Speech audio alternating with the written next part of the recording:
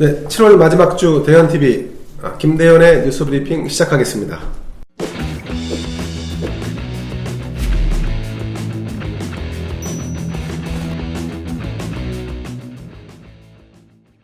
오늘은 아주 귀한 분을 모셨습니다. 이 최경희 샌드연구소 소장님이신데요. 샌드연구소 모래 연구하는 곳 아닙니다. 네, 샌드가 사우스 앤 노스, 그 다음에 뭐죠? 디벨롭먼트인가요? 예. 예, 그렇습니다. 남북한의 발전과 관련된, 거기에 이제 동북아 문제까지 포함해서 연구하는 곳입니다. 이곳에 이제 소장을 맡고 계신 최경희 소장님은 2001년에 탈북을 하셨어요. 그 함경북도 청진에 거주하시다가 자유대한민국으로 넘어오셨고, 그리고 2005년에 일본에 가셔서 동경대에서 박사학위를 받으셨습니다. 박사학위 논문의 주제가 아주 그 눈길을 끄는데요. 수령 권력 체제의 생성과 메커니즘입니다. 아마도 제가 알기로는 이 김일성 수령 체제와 관련된 그 연구에서는 최경희 소장님을 따라가실 만한 분이 국내에는 없지 않을까 하는 생각이 듭니다. 자, 최 소장님, 네. 우리 저 대현TV 시청자분들한테 한번 인사 한번 해주시죠. 안녕하십니까, 최경희입니다. 네, 제가 소장님은 제가 있는 이제 이 스튜디오가 있는 이 건물에 다른 층에 같이 계세요. 네, 그래서 아주 정말 이웃입니다. 그야말로.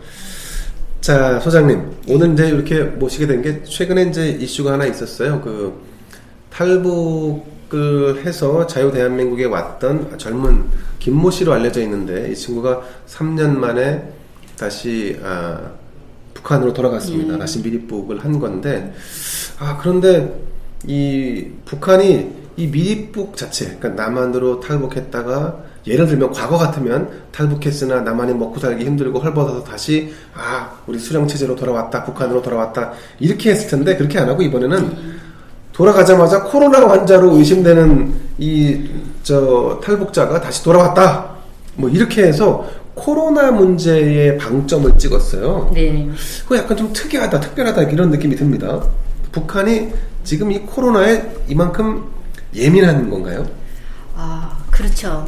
사실 코로나 문제는 네. 그 국가의 이제 방역 체계와 그렇죠. 연관성이 보건, 있고, 방역 체제. 그렇죠. 네. 그래서 그 보건 의료와 방역 체계 이 부분은 사실 정치 체제의 그의 핵심을 이루는 정당성과 관련된 문제들입니다. 그렇습니까? 예, 사람이 살아가는데 예. 가장 중요한 이제 먹는 문제와 그리고 그렇죠. 병이 나면 치료받는 문제, 그렇죠. 이런 부분들이 이제 그 정당성을 가르는 어떤 시금석이 될 수 있는 부분인데요. 그런가요? 이미 북한 체제로서는 정치 체제에 있어서 네. 배급 문제는 네. 이미 상실된 부분들이 많고, 그리고 사회주의라고 할 때 모두가 잘 먹고 편안하게 살 수 있는 평등을 원하는 이런 구조에서는 방역 체계에도 이제 의료 보건 문제가 굉장히 중요합니다. 그렇죠. 그런데 배급 체계는 좀 어느 정도 이제 무너지어서 이제 시장을 도입해서 해결하는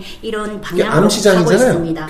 암시장이지만 이제 암시장으로 간주하다가 2003년부터 종합시장을 이제 설립해서 이제 세금을 받아들이기 때문에 시장에서요. 그럼요. 그렇군요. 그래서 네. 시장이 제도화가 됐다, 이렇게 그렇군요. 봐야 될 것 같습니다. 물론 이제 여러 가지 조건들을 걸어서 이제 그 통제하는 물품들이 많기 때문에 자유롭지는 못하지만 그렇지만은 이제 국가에서 배급을 주지 못하기 때문에 자생적으로 이제 그 먹는 문제를 해결하고 있습니다.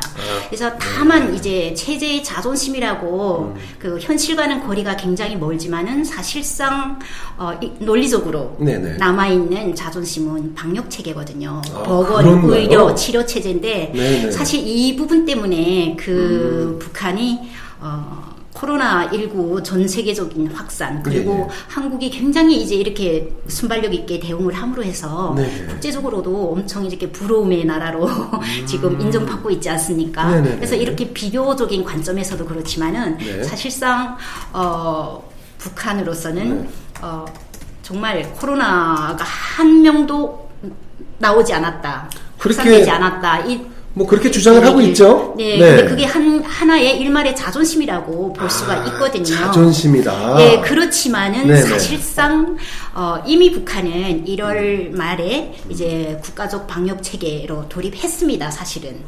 올해 1월 말에. 그렇죠. 네네네. 1월 24일부터 노동신문에 공식적으로 이제 코로나19와 관련된 기사들이 왕왕 쏟아져 나오고, 그리고 2월, 3월 엄청 많이 확산되었던 과정에 이제 그것들을 어떻게 이렇게. 잠깐만요. 자, 북한은 대외적으로는 단 한 명의 코로나 환자도 없다. 코로나 청정 지역이다. 이렇게 주장을 하는데, 네네. 실제로는 지난 1월 달에 코로나 비상체제를 발동을 해서 2월, 3월에 굉장히 확산됐었다. 그렇죠. 그게 확인되나요? 저는 적어도 북한이 공개하는 그런 네. 노동신문, 네. 공식 문서 가지고 확인을 하고 있습니다. 아, 그러시군요. 예, 그런데 그 공식 문건에는 한 명도 이제 그런 코로나 현상이 나타나지 않고 미리미리 네. 방역을 하고 있다. 이렇게 얘기를 하지만 네. 사실상, 이 부분에 대한 대응 조치를 굉장히 강력하게 하는 이런 부분들을 기사에 많이 담고 있거든요. 그렇군요. 자, 소장님, 북한이 어쨌든 그러면 거짓말을 하고 있는 셈이에요. 현실과는 굉장히 괴리가 있는 얘기를 하고 있는 거죠. 그렇군요. 예. 자, 아까 말씀하신 게 국가 방역과 보건 의료가 어떤 자존심이다. 예. 이렇게 이제 표현을 하셨는데 그 자존심이 지금 그러면 무너진 상태일 거예요. 다만 그 전에 한번 우리 김정숙 문재인 대통령의 영부인이시죠. 김정숙 네네. 여사하고 또 리설주. 네. 리설주가 지금 김정은의 부인이죠. 부인이죠. 그 두 사람이 정상회담 때 단둘이 만나서 어떤 얘기를 나눴다면서요? 아, 그렇죠. 네, 어떤 얘기가 있었나요? 네, 우리 문재인 대통령께서 네. 2018년도에 네. 평양을 방문하셨을 때 그렇죠.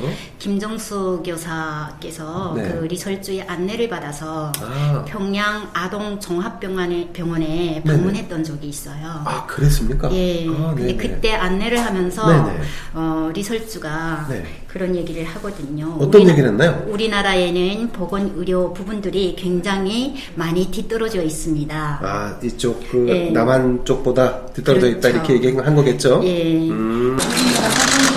보건의료 부분이 좀 많이 뒤떨어졌습니다. 그래서 그리고 이제 국가적으로 이 부분에 이제 이 부분을 좀 축혀 세우려고 네. 이렇게 집중하고 있는데 정책상으로 좀 이제 개발하려고 좀 네. 더 퀄리티를 높이려고 하는데 예, 그런 많은 조치들을 이렇게 세우고 있는데 여사께서 이번에 오셨던 김에 좀 봐주십시오 하는 얘기를 하고 있습니다. 그럼 뭐 그런 걸로 통해서 지원을 얻어낸다든지 아니면 뭐 이걸 아마도 예, 하고자 저는 했던 그렇게 거겠죠? 해석을 했습니다. 근데 리설주가 상당히 솔직하네요. 그렇죠. 네. 제가 보니까 뭐 이렇게 조금 원래 그렇잖아요. 잘 못 사는 집에 가면은 네. 잘 사는 집이 사는 사람이 못 사는 집에 이렇게 가면 이 못 사는 집에 있는 사람은 막 숨기려고 하잖아요. 지저분한 것도 그렇고 뭐 근데 그게 아니라 한번 와봐라 하는 거는 어떤 측면에서는 자신만만한 어떤 그 행동일 수도 있죠. 근데 실제로 와서는 그냥 립 서비스는 말로는 그냥 우리 사실은 뭐 이렇게 잘 돼 있진 않지만 한번 봐줄래요? 뭐 이 정도 아니었을까 하는 생각도 좀 없지 않아 들어요. 그 국가적인 이런 교류 상태였기 때문에 네네. 그때는 그것이 이제 어떻게 보면 개인의 솔직한 성향을 벗어나서 네네네. 국가적인 정책상의 문제였던 것 같습니다. 왜냐하면 그렇군요. 김정은 같은 경우도 우리나라의 도로가 말이 아니다. 네네. 엄청 어려우니까 대통령께서 오시면 비행기로 오시면 좋겠다. 맞아요. 그런 말 한 적이 얘기를 있습니다. 했거든요. 예, 그러니까 맞습니다. 네. 지원의 방점을 찍었던 이 시기이기 때문에 방역 체계가 굉장히 뒤떨어져 있다. 이런 얘기를 솔직하게 했던 것 같아요. 그렇군요. 자, 그렇다면 여기서 잠깐 북한에서는 이 코로나19 우리는 코비드 19이라고 부르는데 북한에서는 이거를 다르게 부르죠. 비루스? 예, 전염병 비루스라고 얘기를 합니다. 뭐 바이러스를 비루스라고 바이러스를 하죠. 비루스라고 부르는군요. 야, 이거 난 무슨 의미인가 했습니다. 그래서 북한 주민들은 코로나에 대한 이 개념 자체를 모르고 그렇구나. 전염병 바이러스에 대한 이 정의도 제대로 이제 소개하지 않기 때문에 감기나 아니면 폐렴 네. 이런 증상도 코로나처럼 간주할 때가 있거든요. 아, 그렇군요. 네. 자, 지금 그러면 그 북한도 이미 코로나가 확산돼서 지금 7월 말이니까 수개월이 지났습니다. 그러면 코로나로 인해서 죽는 사람도 사망한 사람도 있었을 거고 미루어 네. 짐작컨대 김정은도 이 코로나에 걸릴 것 같아서 두려워서 대외 활동을 좀 축소하고 있는 거 아닌가 하는 그런 추론도 가능해 보여요. 그것도 가능하겠죠. 그렇죠. 네. 그러니까 이제 우리가 그 지난번에 한번 태영호 전 그 공사실 국회의원 되셨는데 국회의원이 되신 태영호 전 공사가 김정은이 뭔가 지금 건강 상태가 안 좋다 이렇게 얘기했다가 그게 틀렸다 그래갖고 아주 대동문이 난 적이 있어요. 네. 네. 근데 자 만약에 김정은이 실제로는 뭐 코로나에 감염됐든지 안 됐든지 혹은 어쨌든 코로나 때문에 지금 행동 반경이 굉장히 축소되어 있는 것 같다는 느낌은 들어요. 그렇습니다.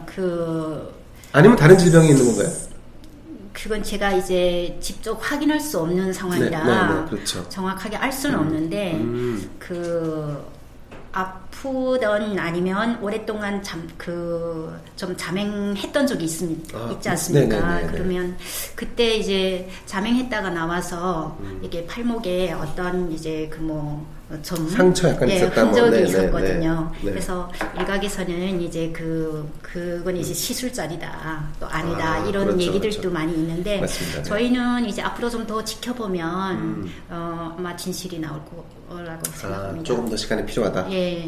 그리고 김정은이 정말 이렇게 아프지 않다고 단정할 수 있는 근거. 네. 이제 아프다고 할 수 있는 것도 아직은 없지만 아프지 않다는 걸 확답할 수 있는 근거도 아직은 없습니다. 그것도 부족하죠. 예, 네, 그래서 그렇죠. 시간을 갖고 우리가 좀 지켜보면 알 수 있을 것 같습니다. 그렇군요. 자, 혹시 북한에 계신 분들, 그러니까 북한의 주민들이 코로나와 관련된 코로나에 감염이 되면 치료는 받을 수 있나요? 간간히 탈북민들 통해서 네네. 북한에 연고가 있는 네. 가족이 있는 네. 이런 친구들 통해서 얘기를 좀 듣는데 네. 아까 말씀드렸듯이 이제 감기인지 코로나인지 조차도 분간할 수 없다. 알 수가 없기 때문에 감기약을 먹다가 이제 격리하는 강제 격리당하는 경우들도 있고요. 네. 그래서 어떤 치료 방법이 도입되는지 저도 잘 모르겠습니다. 그러면 북한은 감기, 폐렴, 코로나 바이러스를 분간할 수 있는 정도의 의료 체계도 갖추지 못하고 있는 상태인 걸로 보여지네요. 좀 심각한 걸로 추측이 됩니다. 그나마도 평양이라면 가능하겠지만 평양 이외의 지역은 말할 것도 없겠네요. 그렇죠. 이번에 그 사실 전에 하셨던 청진 같은 경우 거기는 어땠습니까? 좀 심각할 것 같습니다. 보건소 같은 게 있나요? 뭐가 있죠? 전국적으로 보건소가 있고 네. 방역 체계가 잘 돼 있습니다. 체계로서는 잘 체계는 잘 만들어져 돼 있죠. 그러나 현실적으로 이제 의약품이 없고 그리고 설비가 이제 좀 잘 되어 있지 않은 데다가 굉장히 열악한 상태이기 때문에 네. 방역 체계가 잘 가동되지 않는 거는 약품도 없고 기술도 없고 그리고 또 어떤 의료 기자재도 부족하고 그렇죠. 그리고 위생적으로도 네. 좀 열악한 상황이죠. 얼마나 열악한 건가요? 병원이 자체가 제대로 병원의 설비들도 네. 이제 제가 이제 그쪽 전문이 아니라서 얘기하기가 좀 아니 병원에 다녀보신 적은 있으신가요? 예, 다녀본 적은 있습니다. 그래서 네. 병원에 가면 소독약이랑 잘 제대로 사용하지 않는 거. 소독약조차 소독조차도 제대로 하지 그렇죠. 못하는. 그리고 그렇군요. 잘 잊어버렸어. 예, 북한 얘기 다 잊어버렸어. 예, 좋습니다. 자, 저희 다시 탈북민의 재입국 문제로 좀 돌아가 볼까요? 탈북하신 분들이 한국에 요즘은 들어오는 분들이 많지는 않은 것 같아요. 숫자적으로 보면. 네. 근데 이제 이미 들어와서 여기 김모 씨라는 사람도 한 3년 정도 있었다고 하는데 이 정도 있으면 이른바 자본주의 물을 좀 먹은 거 아닙니까?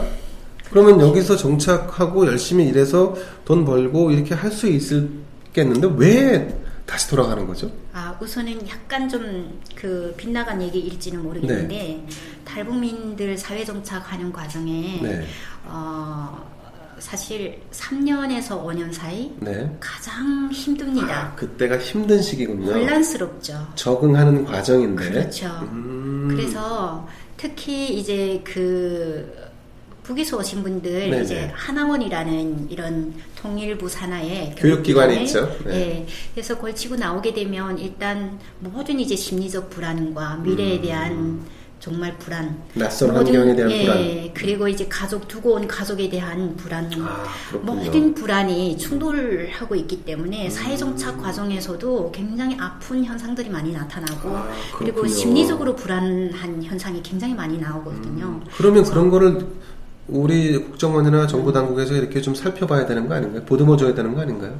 그런 걸 하나요? 근데 그 정책상에 뭐 정말 다른 나라의 이민자들에 비해서는 네. 여러 가지 혜택을 만들었고 그리고 노력도 하고 있습니다만은 네네. 어디까지 더 보완을 해야 될지 계속 고민하고 있지 않습니까? 그렇죠. 그러니까 아무래도 그러나 이제 어떤 환경을 잘 만들어 주더라도 네. 개인들이 갖고 있는 심리적 갈등까지 다 채워줄 수 있는 사회는 없는 것 같아요. 그래서 이제 정착하기 힘든 거는 이해가 돼요. 왜냐하면 네. 환경이 너무나 크게 변화하는 거니까. 그렇죠. 그런데 그럼에도 불구하고 제 생각에는 이 대한민국이 북한보다 살기는 더 나을 것 같은데 비교가 안 되죠. 다시 돌아간다는 거는 도대체 왜 무슨 이유 때문에 돌아가는가 궁금해요. 더군다나 이 친구는 지금 이제 알려지기로는 20대잖아요. 네네. 20대 젊은 남성분이신데, 야, 다시 돌아간다? 돌아가는 것 또한 굉장히 큰 모험이잖아요.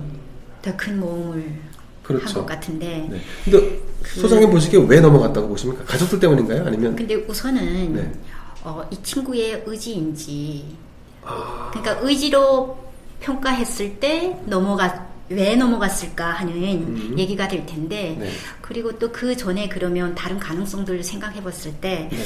이 친구가 지금 그걸 선택하는 것이 그 친구의 의지인지는 잘 모르겠습니다. 스스로 선택한 것인지 아니면 어떤 어떤 누군가에 의해서 충동에 강요된 의해서. 것인지. 예, 그렇죠. 네. 누군가에 의해서 유도되거나. 되거나 그렇지. 아니면 또 어떠한 환경에 밀려서 충동적으로 선택한 것인지 하여간 그거는 나중에 좀 더 시간 그렇죠, 지켜보면 그렇죠. 알 수 있을 것 같은데 적어도 만약에 본인의 의지였다면 가족 문제 때문에?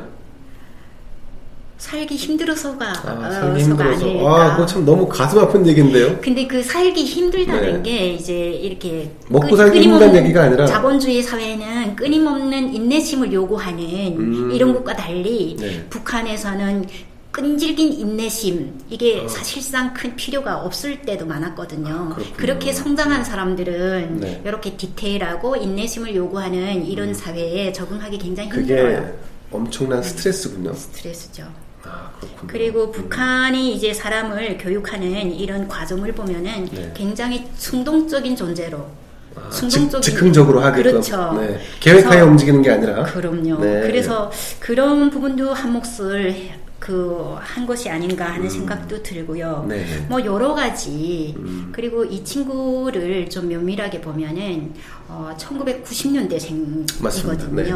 그래서 이 90년대생들이 좀 북한의 다른 세대와 다른 점들을 우리가 엿볼 수 있을 것 같아요. 어떤 거죠? 조금 자유분방함, 예, 이런 부분들을 다시 그 사회를 볼 수 있을 것 같습니다. 예. 그럼 북한도 많이 좀 바뀌고 있는 거네요. 그러니까 지속되는 면이 하도 컸기 때문에 지속되고 있는 면이 너무 두텁고 네. 그리고 이제 조건과 상황은 조금씩 바뀌고 있고 바뀌고 예. 있고. 그렇군요. 같이 봐야 되겠죠. 네. 이번에 근데 이 친구가 북한으로 돌아갈 때 예.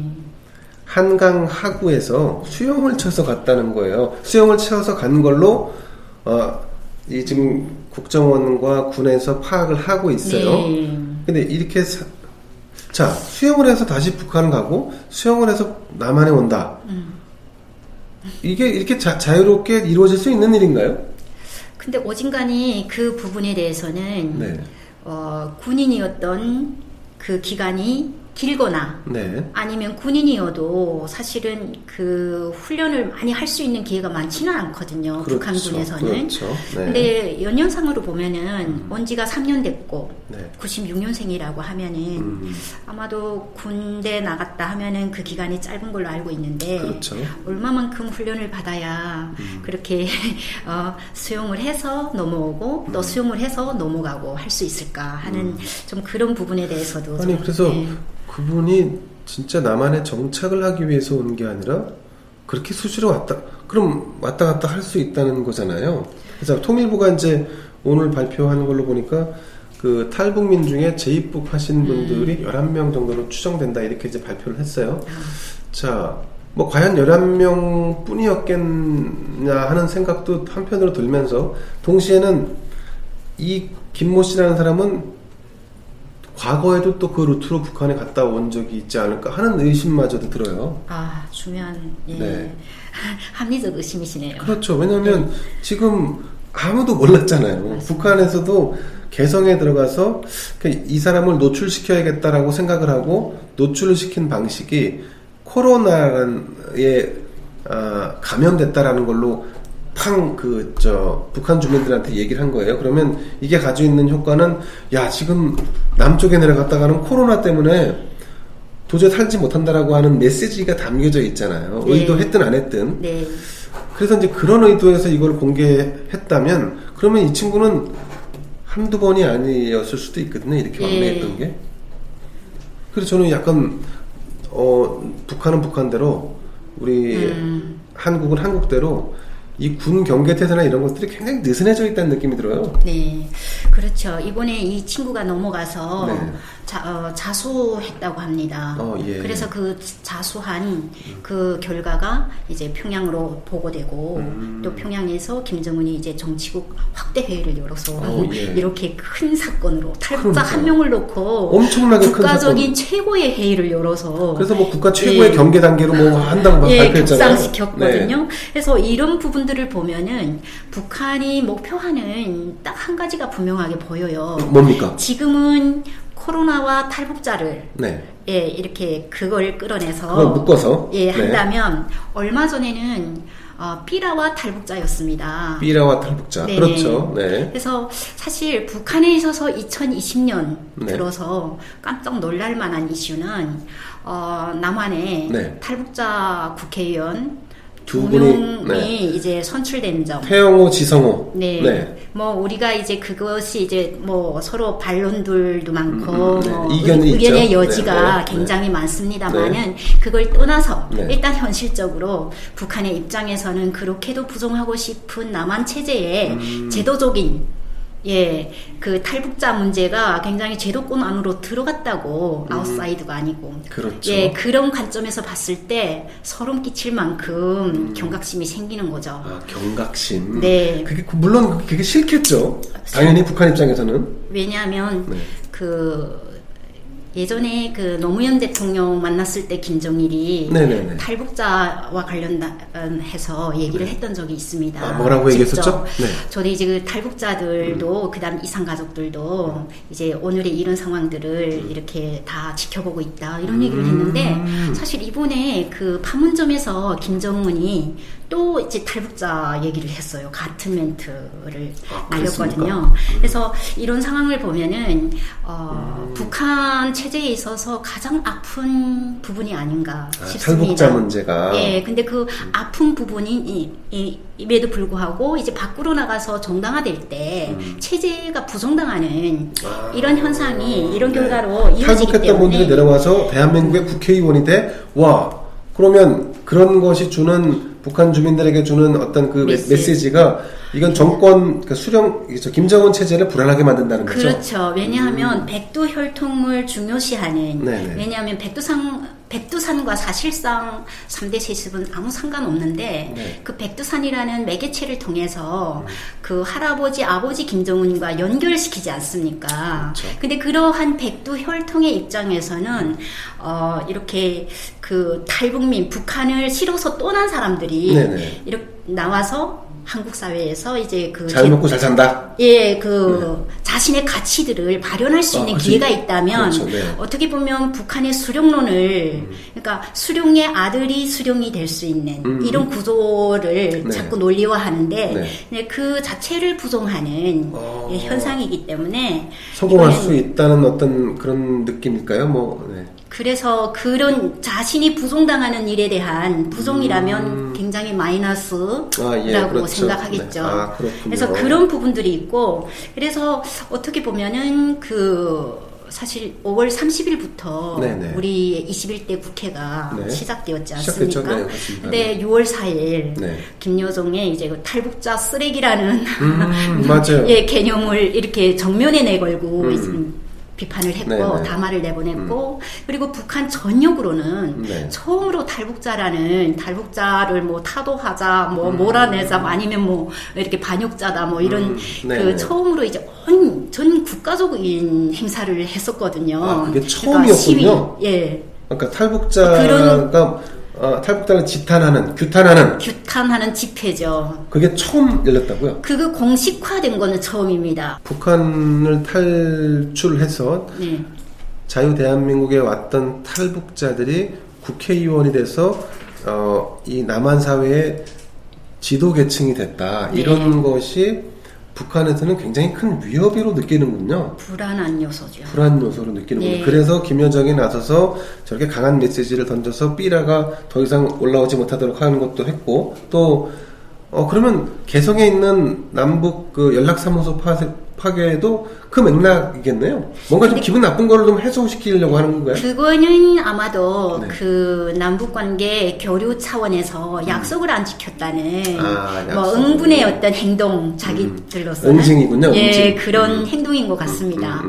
근데 이제 이번에 개성으로 네, 이제 탈북민을 이제 바로 공개하면서 네네. 코로나와 연결시켰던 점, 그렇죠. 이 부분을 보면 지난번에는 삐라와 연결시켰는데 사실상 삐라가 목적이라기보다는 그거를 보내는 탈북민들. 그럼요. 네. 고립시키려는 네네. 이런 저희가 많이 깔려있는 고도의 전략이네요. 그렇죠. 네. 그래서 그런 부분들이 있었던 것 같고 이번에는 이제 코로나로 인해서 우리는 코로나면 모두가 피하고자 했던 부분들이지 그렇죠. 않습니까? 맞습니다. 네. 근데 이런 부분들을 이제 북한 안에 확산되고 있고 지금 이게 대응 조치가 정말 이게 한계가 있어서 네네. 좀 더 할 수 없는 모든 게 이제 북한 인민들이 지금 중국 국경도 봉쇄되고 남한에 네. 지원도 못 들어가고 그리고 코로나 때문에 지금 굉장히 고통스러워하고. 어렵죠. 네네. 그래서 이런 부분들에 대한 책임 전가라던가 그리고 또 이렇게 코로나를 안고 왔다 하면은 사실 얼마 전에 페트병에다가 쌀을 넣어서 탈북민들이 보냈죠. 북한으로 보내는 네. 일이 있는데 어떠한 의원께서는 그 페트병에 코로나를 넣어서 보낸 거 아니냐 이런 말씀하셨던 적이 그런 있어요. 망발을 한 사람이 있었습니다. 맞습니다. 네. 그런데 그런 것들도 하나의 아이디어를 제공했던 것 아닌가 하는 생각도 사실 듭니다. 그렇군요. 예. 서로 그리고 통하는 것도 아니고 어떻게 그렇게 동일한 단어를 쓰네요. 동일한 의미를. 그리고 네. 제 생각에는 네. 개성이라고 하면은 네. 북한 전역을 통틀어서 아주 특이한 지역이거든요. 왜요? 우선은 남한에 대한 발전 상황을 개성의 가장 빠르게 느낄 수 있다. 시민들은 네. 그대로 아는 거예요. 왜냐하면 네. 개성공단이 있으면서 그게 가동될 때는 네. 개성 시민들에게 물도 공급해줄 수가 있었고 전기도 공급해주고 했죠. 네. 그 다음에 또 이제 초코파이라는 이런 그렇죠, 네. 남한의 이런 음식물들 또 의료 약품들 이런 그때 것들 초코파이가 또 엄청 인기였다는 거 아닙니까? 그러니까요. 그래서 전국적으로 그래서 개성을 부러워했었어요. 그것 때문에. 그렇군요. 예, 그런데 그 정도로 이제 혜택이 굉장히 남한으로 인해서 네, 혜택이 네. 많았던 이런 네. 지역인데 갑자기 이렇게 남북관계 교류가 안 경색되면서, 되고 네, 단절되면서. 이렇게 되다 보니까 이번에 사실 그런 개성 시민들이 옛 추억이라던가 그리고 이제 진짜 어려울 때 남한과 교류를 했으면 좋겠는데 이런 희망사항이라던가 네네. 이런 부분들을 불식시켰던 부분이 첫 번째는 남북연락사무소를 폭파한 폭파하는 점 거. 네, 그 다음에 두 번째는 이제 코로나를 안고 왔던 탈북자에 대한 그 이런 친구가 소문을 계속- 퍼뜨리는 아, 거, 네. 예, 이런 부분들이 아닌가 싶습니다. 그만큼 북한은 굉장히 어려운 곳 같다는 지금 어려운 판단입니다. 상황이다. 예. 아, 그렇군요. 아이고. 자, 동포가 어려우면 우리가 뭐 의료와 관련된 지원도 할 수 있고 합니다. 그런데 지금 북한이 저렇게 이를테면 목리를 부려서 남북 간 대화보다는 핵을 포기하지 않고 이 한반도 전체를 긴장 관계로 유지하고 있는 한 남쪽에서 북을 지원할 수가 없어요. 그렇지 않겠습니까? 네. 자, 오늘 최경희 소장님하고 이제 코로나와 탈북민 재입국에 대한 얘기를 좀 나눠봤는데요. 첫 번째 시간이었습니다. 이 다음번에도 또 재미난 주제를 한 번 더 우리 소장님 모시기로 하고 다음 주에 뵙는 걸로 하겠습니다. 오늘 말씀 너무 감사합니다. 네, 감사합니다. 네, 고맙습니다. 네. 감사합니다.